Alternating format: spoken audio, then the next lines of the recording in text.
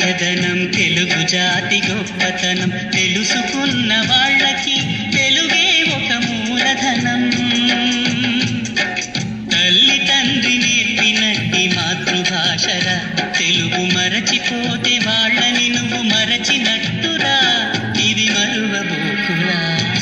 తెలుగు భాష తీయదనం తెలుగు జాతి గొప్పతనం తెలుసుకున్న వాళ్ళకి తెలుగే ఒక మూలధనం.